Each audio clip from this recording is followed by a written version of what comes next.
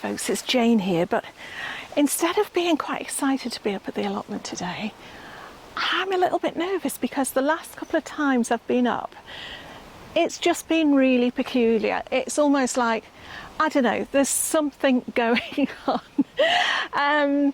So what I want to do today, I want to show you a couple of things that I really must be getting on with. I need to show you how I'm going to be taking strawberry runners for next year. I need to prune back the apple trees to help with the ripening. But yeah, I don't quite know what I'm going to find. So if you see anything or hear anything strange as the video goes on, do me a favour, just make a note of it, pop it down in the comments below, and maybe we'll get to the bottom of what's going on. But first of all, let's go and let the chickens out. Oh my goodness, we've got plenty of fallen apples here, haven't we? Okay, ladies, are you ready? Are you ready? Come on then. Come on then. Out we go. Here we go. Here we go. Come on. Come on. In you go. In you go. Good girls.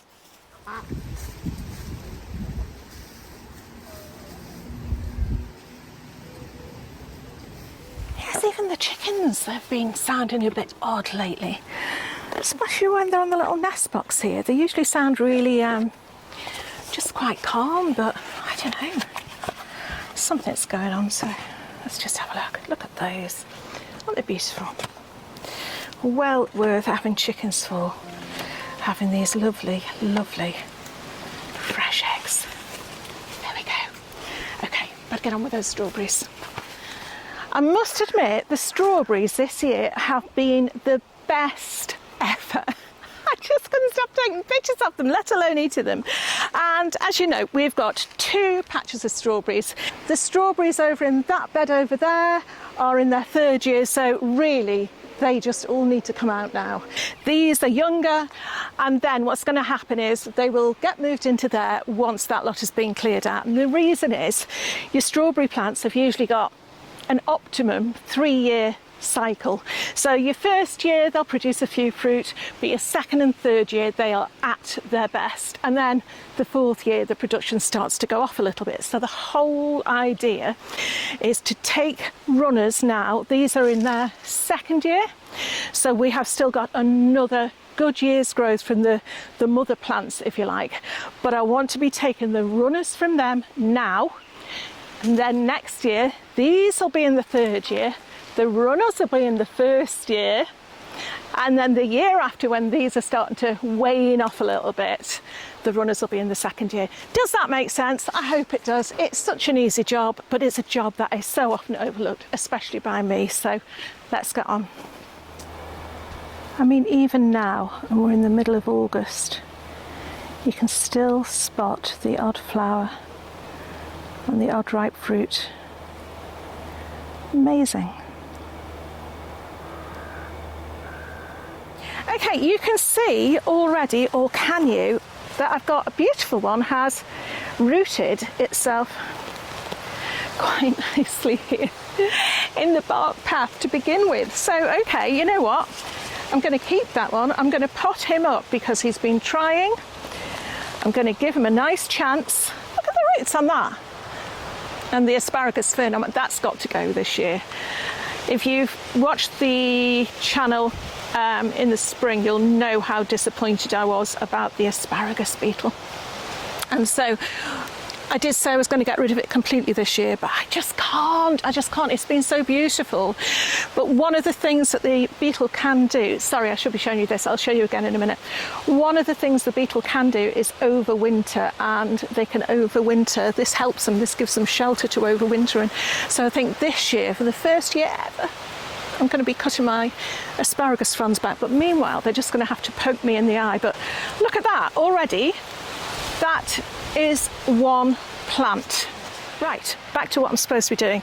Okay, this is what we call a strawberry runner, and we've got the main plant over here, and what it will do, it sends out these runners, and at several different parts along the stem, the runner, it will set up nice little plantlets And what it's trying to do, look, just like it did with my path there, is get these to root so it can extend the family. We don't want it to do that. We want to take those plants for ourselves. So what I could do, I could pot, oh, there's another one there. I could pot all of those and I'd have probably 3 decent plants. But what I am going to do, shout at the screen if you want to, is I'm going to take those 2 and I'm going to go, over we go, they go on the compost, and I am going to just take this one. I'm going to leave it on the mother plant for now, and I'm going to, again, a little bit of compost there. I'm going to press it down in the, I'm going to press it down in that compost and try and get the compost around it and not right in the crown. Now, you should be able to, with a little bit of manipulation and a little bit of good luck, get your strawberry to sit nicely in that pot of soil without having to get any clips or anything for it. If you want to make sure that it stays in the pot, I mean, that to me is quite firm. If you want to make sure that it stays in the pot, then you can use a clip, even like a hair grip, something that a round wire thing, or if you've got a bigger pot than this, you can just pop a stone on the runner itself to stop it from popping back out. But once that has had a good water and once it starts to root, that is going to be quite happy in that pot. Turn it upside down, you'll see roots coming out the bottom. That's the way I use to check that it's okay. You could give it a little tug as well if you're excited about it, but yeah, don't worry. Another one here, nice one. I'm going to take the first one from the mother plant. I'm going to say so long, farewell, thanks for all the fish to those. And then again, you can see already there are some little nodules coming off there, and they are the roots. They are wanting something to root into. So all I'm doing is giving them the opportunity to root into my nice little pot of compost. This means now that next spring, when I've cleared most of the bed over there out, I can then pot them in as first year strawberry plants, leave them to develop their roots and just establish themselves a bit, still crop from this, and the following year we'll have this over there. Clear as mud? I hope so. So yeah, I'm just going to get on with doing a few more of these, and then yeah, I'll show you what I want to do about the apples, because yeah, they're looking a bit too green actually. Okay, so it's actually turned out a lot easier for me to, oh, there's another one, to dig up the ones out the path, because I've already got roots on. But it'd be interesting to compare actually the ones that were already rooted with the ones I'm taking from the mother plants this year. They are the same, they're just a tiny little bit further on. So I've got 10 there and I've got 5 along here. I'm making sure that I'm keeping these quite close together so that I don't lose any, because it'll be quite easy once all these leaves start falling for them to get covered and me to wonder where they are. So yeah, pleased with that. 3 plants, and all I need to do now is go and find my blue watering can and give them a little drink.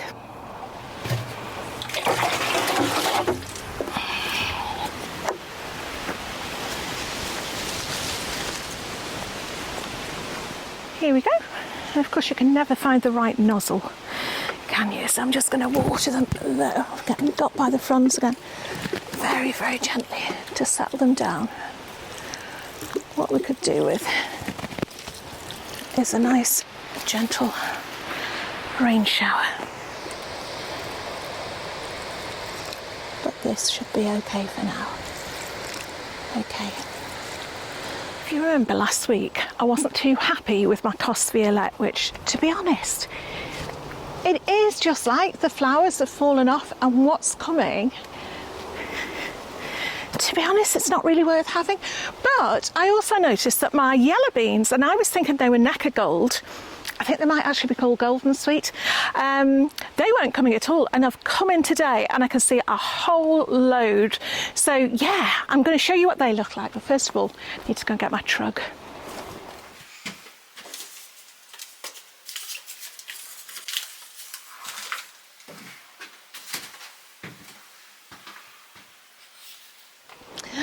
Just a little one today. Honestly, I had so many trucks last week. Anyway, these, I've got loads of gigantes beans. They're doing really well. So it's not the soil, the Bellotti bean on the other side of the Cosfield are doing really well. But these, can you see those from there? Let me pick one. If they're not whatever I said it was, what did I say? Necker gold. They are golden sweet. I've never tried them before, so they are golden. They're really, really good. So look how many I've got. I suppose this is it. You get them all at once. Some are a little bit green. I don't know how yellow you're meant to let them get, but you know with beans what they're like. If you let them get too far, they'll go a bit stringy. So I'm not going to be greedy. I'm just going to pick all the ones I can see. But yeah, it's just a little bit at a time. I mean, to be honest, that's it. That's the little bit it is today. So Mike and I will be squabbling over that for tea time, but at least it's something. And on this side, yeah, I don't know. We might get some more. But yeah, let me know. Have you had your flowers falling off the beans? What gets me is it's not all the varieties. It's just the Cosfield. I'll put another one in. Look, I've got another one. I'm doing it down when it's actually giving me one bean. Let me know. I'm assuming it's because it's been dry. Who knows? Right, I keep saying I'll get on with those apples, and basically I'm avoiding it. So let's go and do that now.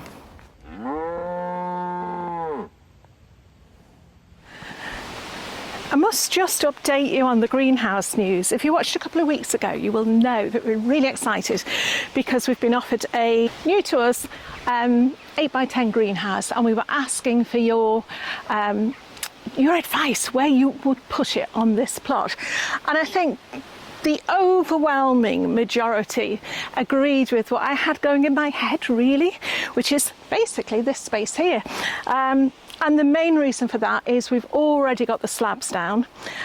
So it should be as easy as taking this one down, although there are different ideas about that, taking this one down and replacing it, extending out a little bit with the new one. The only thing that was stopping me was thinking the replacement is going to have doors here. So walking through between the two greenhouses at the moment is quite narrow, and I was thinking, is that going to be too bad? But actually we can move the plot about 2 foot further that way, so we'll have a much wider space to get through there, which is an entrance we use way more often than that way. We'll still be able to get through there, but you know, it'll be okay. But yeah, so thank you so much for that. We're really looking forward to it. If you want to see what it's going to be like, I don't know if I'll get to film it's actually taking it apart because it's in someone else's garden, but yeah, press the notification bell and just, yeah, keep your eyes peeled because it won't be long. It'll be in the next few weeks. So thank you so much for your help. Okay, I'm hoping that you can see here that this tree, it must be about, it moved here with us. It was about 2 years, it must be about 7 years old, but this year it is laden with apples. But as you can probably see, we've also got all these whippy water shoots. And what these are doing is, A, they're taking the strength from the tree, but also that they're sort of clouding in and stopping the apples ripening. You can see some of them are ripening really, really well.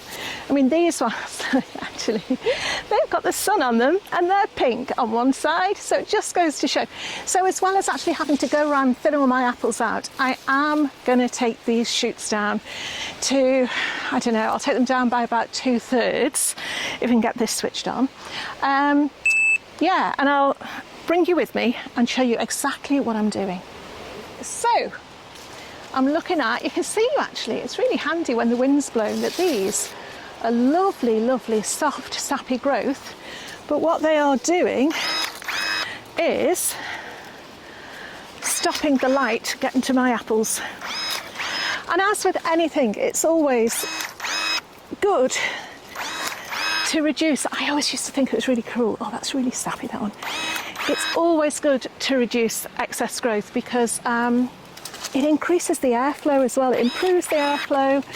It means that as we're coming into the middle of August now, we start to see things like powdery mildew on courgettes and squash, etc. And I know that my apples had quite bad scab last year, so the more air we can get to them, the more I can get in there, the better. Now, clearly, I don't want to give it a full prune. That is woodier, that is softer, and also I can't reach the top, so I am going to have to come back with the telescopic pole. But yeah, it's not the time to prune it for shaping or anything like that. That will be done later on in the season or even in the spring. But this, for now, is just to give it a little bit of a boost.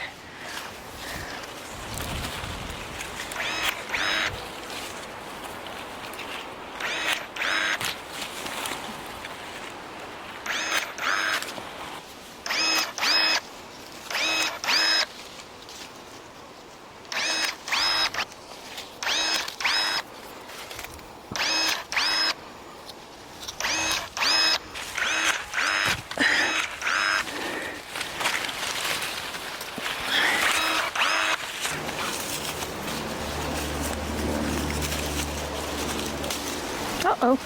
Oh.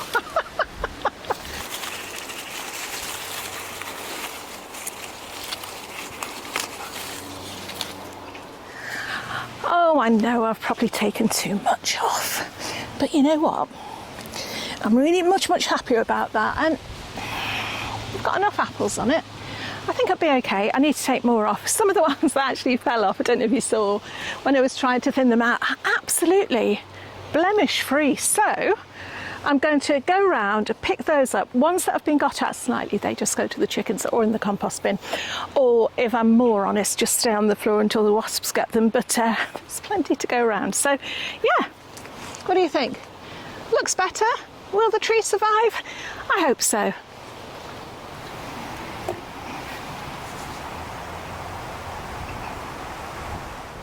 I think I've got away with things today. I don't think things have been quite as bad as I suspected. What do you think? Have you spotted anything strange?